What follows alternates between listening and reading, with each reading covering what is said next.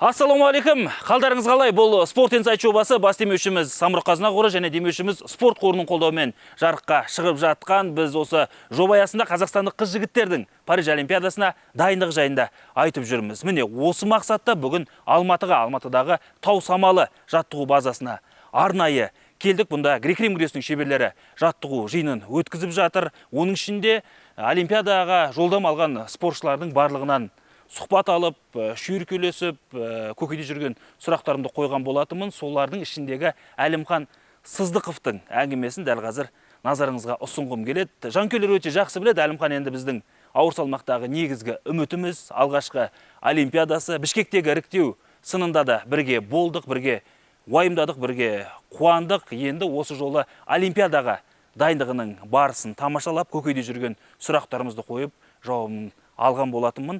Енді сол жиған тергенді дәл қазір сіздерге көрсетпекпін. Ендеше уақыттарыңызды алмай бастайық.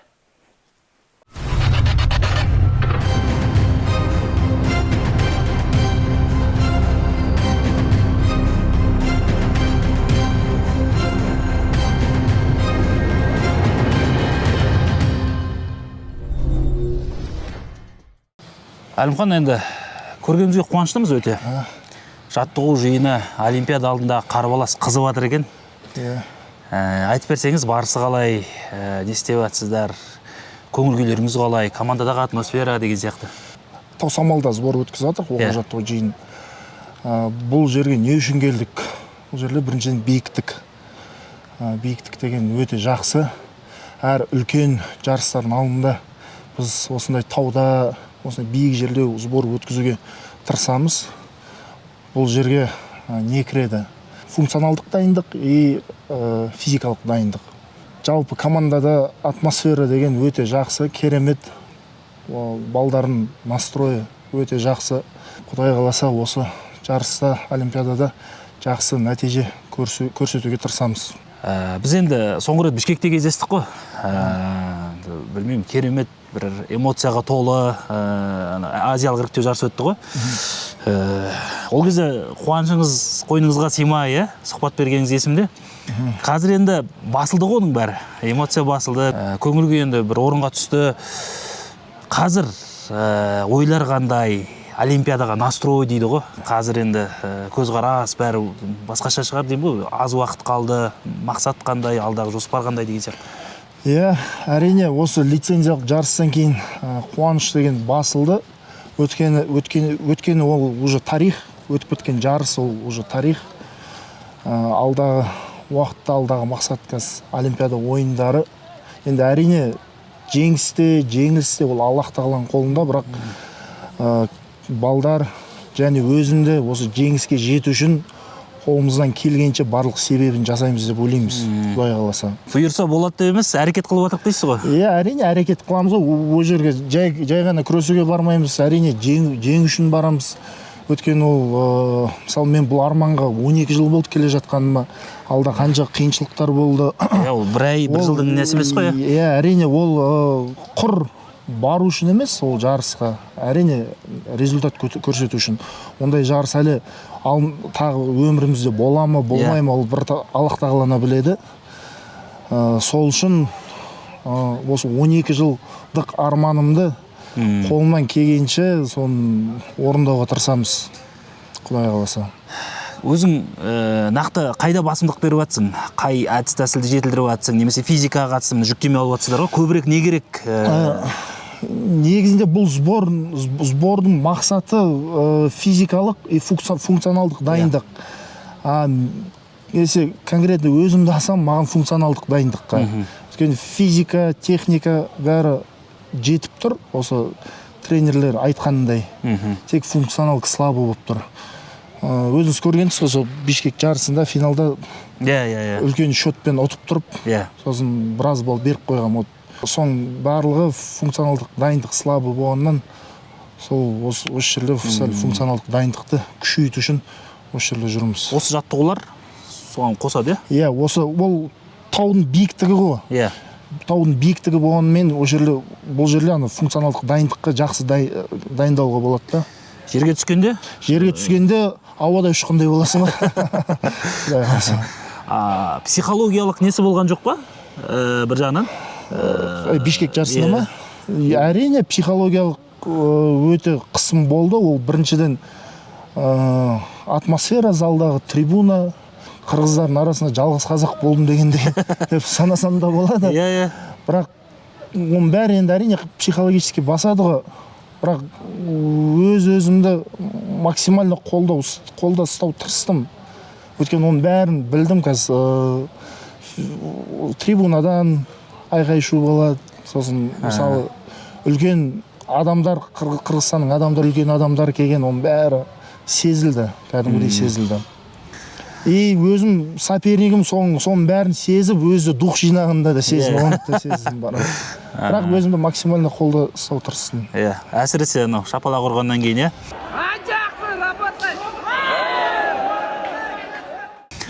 Ол кәдімгі миллиондаған просмотр жинады, көрдіңіз ба? Ол 3 миллионнан асып кеткен просмотр.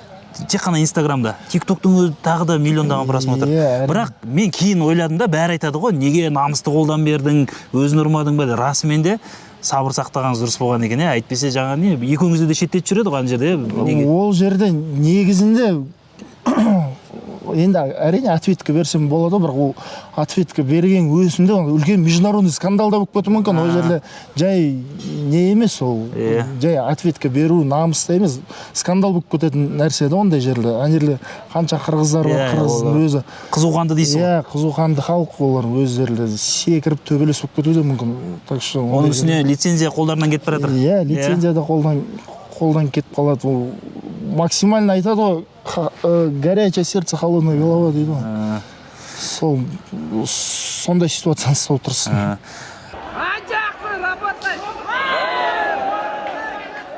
Жалпы, ана жекпе-жекке шығардың алдында байқадық қой сізді, сыртыңыздан қарап тұрдық жаттығу кезінде. Ешкіммен сөйлеспейсіз, диалог, біреумен жаңағы, біреу психологиялық настрой қойып жатқан көрген жоқпын. Әрине, ол ондай сәтте біреумен сөйлесу негізінде сәл қиынырақ мен үшін. Енді басқалар... Табиғатыңыз сондай, иә? Табиғатым сондай. Басқалар енді сөйлесіп, нетіп сәл ойды бөлу дегендей сондаймен қолданады. Менің өз дайындығым ондай біреумен сөйлесуге сәл адамдардан қашам. Өзім сондай. Сөйлеспеймін дегенде қалай, просто артық сөйлесіп етсен, ол лишний энергияны шығарып тастайсың да. Ол моментте ішімнен өзім дұға жасап отырам. Аллах тағалаға сеніп дұға жасап отырам. Осы кілемге шыққан кезде жеңісті маған берсін деп, абыройдан айырмасын деп. Соны тілеймін, болсыз артық сөйлемеуге ешкіммен тырысамын да. Ол да энергияны шығарғым келмейді да артық. Артық әңгіме айтпа, артық сөз айтпа. Настрой, тактиканы кім құрады? Бас бапкер ма? Тактиканы өз личный тренермен құрдық. Бисолт Тецеев. Басында тактика негізде қандай болды? Стойкадан бал алып кету, сосын партерға қойып, партерда аяқтап тастау схватканы, кездесуні. 8-0 есеппен созуды, үзіпті схватканы. Бірақ әнерлі стойкадан балғаннан кейін, өзім бал беріп қойғаннан кейін, уже күрестің бәрі тактикадағыдай емес кетті, не по плану кетті. План Б болды ма? План Б болмады, походу. План Б, походу, кетті, короче. Импровизация кетті ма? Импровизация болды. Қолдан өкіс қойын дедік, өкінішке орай сәл болғанда. Сол жеке бапкеріңіз бе үнемі қойып беретін тактиканы? Иә, жеке бапкер. Мысалы, олимпиададағы қарсыластарыңызды енді бәрімен кездестіңіз бе негізі? Зерттеп жатсыздар ма деймін ғой? Әрине зерттеп жатыр. Ол олимпиададағы қарсыластармен бір 60-70 пайызбен кездестік. Фавориттермен бәрімен кездескем. Мықты фавориттермен бәрімен. Ол былай жарыста кездеспесек те тренировкада күресіп сондай болған. Кім енді ең мықты қарсыластар? Ең мықты қарсыластар ол әрине қазір 4 дүркін олимпиада чемпионы, ол Лопес, Кубан палуаны, Риза Каялов, Иранның палуаны бар, свежий чемпион мира. Бірақ ол конкретно олимпиададан наған деп дайындауға болмайды. Уже любой адам мықты бой бере алады ол жерде. Олимпиадада ол әлемде 16 жылда бір рет 16 адамның мықтысы жиналады. Бірінші олимпиада бұйырса. Бұйырса, иә. айтып отырсыз ғой 12 жыл бойы айналыстым деп. Сол 12 жылда миыңыздан бірнеше рет өткізген шығарсыз, Олимпиада деген.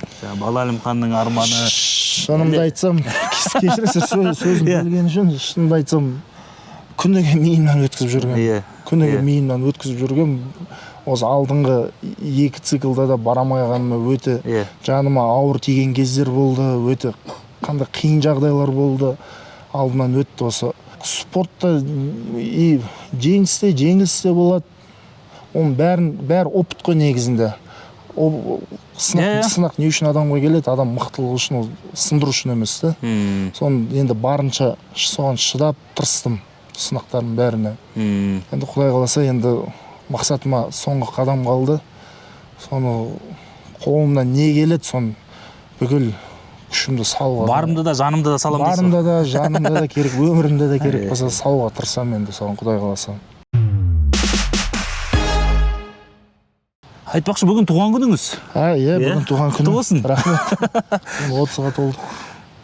Уже 5-ші туған күн, 5-ші ма, 6-ші ма туған күн осы сборда өткізіп. Соны сұрайын дегенім ғой.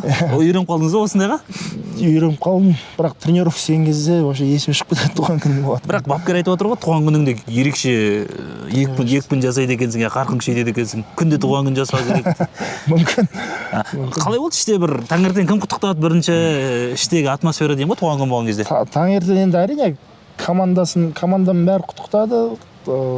Телефонмен ба әлде келіп? Телефонмен де, таңғы сапқа тұрғанда да. Сосын бас бапкер не дейді? Бас бапкер құтты болсын дейді. Құтты болсын дейді, олимпийский чемпион бол, әлем чемпион бол дейді. Міне туған күн. Одан кейін неше түрлі той болады. Шақырулар болады әртүрлі. Оларға барасыздар ма әлде бәрін сырт тастаңыз? Жоқ, ондай мен шынымды айтсам, осы қанша күресіп жүрмін, мысалы, қанша ағаларым үйленді, қарындастарым тұрмысқа шықты да, біреуінде де тойына да, біреуінде де ұзатқан кезде де, біреуінде де қатыспағанмын. Өткен сборда, жарыста жүргем. Спорттық өмірді бірінші орынға қойғам. Олар түсіністікпен қарай ма? Әрине түсіністікпен қарайды ондай нәрсеге. Ренжіп, достарыңыз? Жоқ, ренжіп, ондай. Ағайындар деген сияқты. Не жағалай отыр? Витамин, дәрі-дәрмек, сол медицина жағы. Енді о жағынан үкімет қолынан келгенше көмегін беріп жатыр. Енді әртүрлі жағдай болады ғой. Оған да түсінікпен қараймыз. Енді бірақ қолдан келгенше барлық жағдайын жасап жатыр. Оған үлкен алғысымды айтамын. Күрес федерациясына да алғысымды айтамын. Олар да әрқашан поддержкасын береді. Мысалы, қазір лицензия алдында, мысалы, экипировкамен, полный экипировка бәрімізге берді. Сосын қазір олимпиаданың алдында да сол берейін деп жатырмын. Оған үлкен алғысымды айтамын. Киіп шығатын олимпиадада бөлек бола ма, жаңа бола ма? Оны білмедім. Дизайны. Сондай ау деймін. Оны әлі былай предварительно әңгіме болды, бірақ конкретно бейтіп қоймады. Ол бәрбір мәселеге қандай болса да? Жоқ, материалы жоқ, материал әрине ол сәл удобный болған жақсы ғой. Жоқ, сосын андай жоқ па, осынды кисем бір ұтам, осы бір сәтті деген сияқты. Жоқ, біз Аллах тағалаға сенеміз. Нан кисек ұтам, ондай жоқ. Дзюдода кейбірлері бар екен, көк кимономен шықсам ұтам, немесе көкпен шықсам. Білмеймін, менде ондай ой жоқ. Басқаларда болса бар шығар.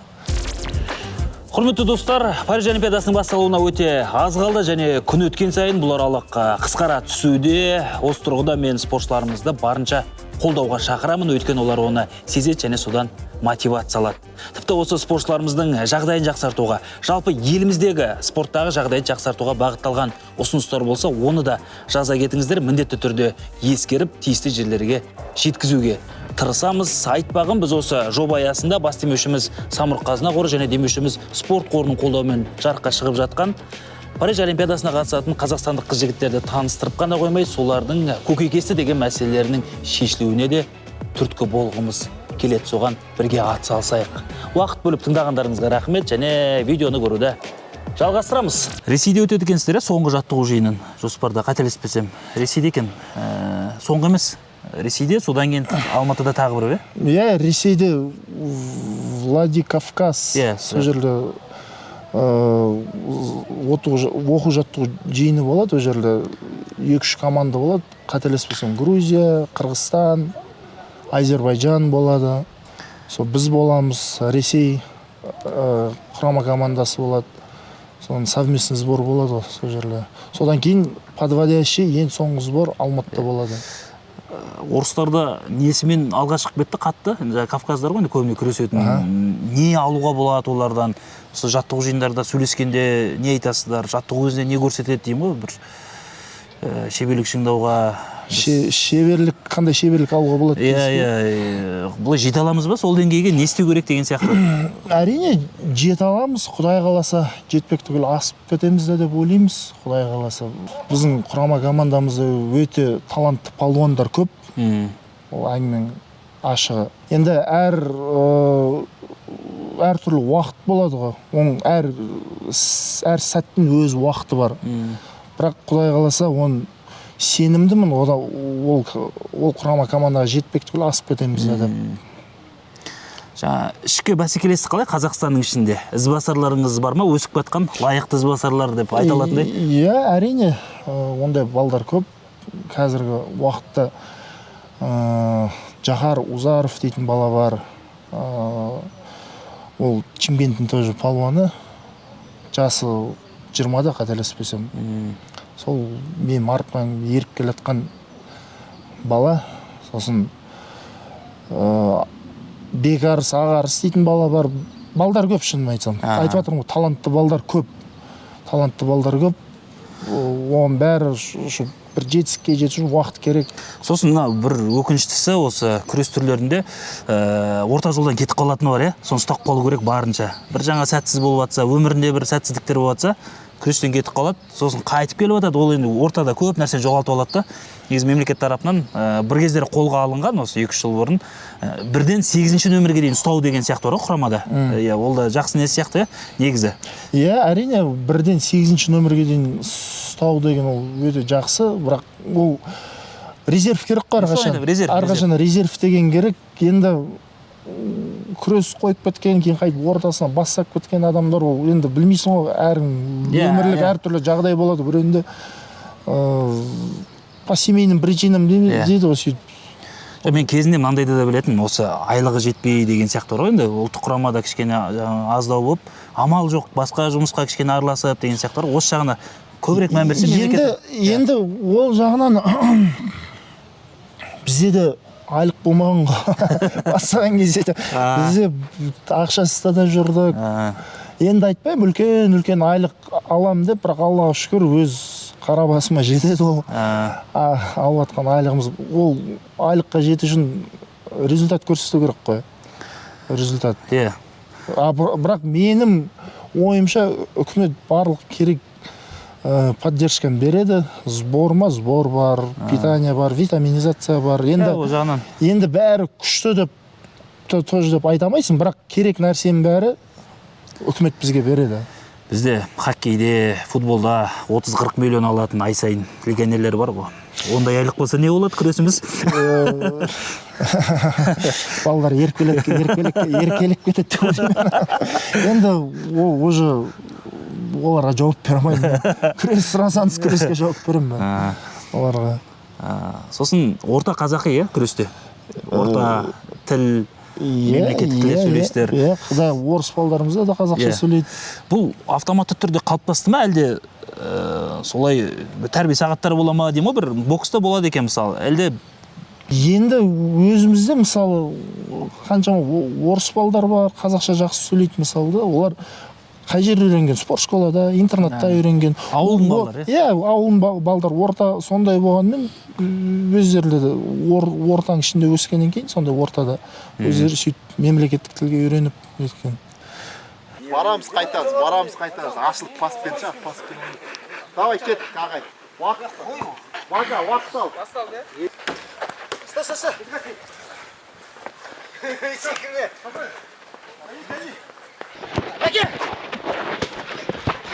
Әке, красавчик. Ай, ей, ёпты.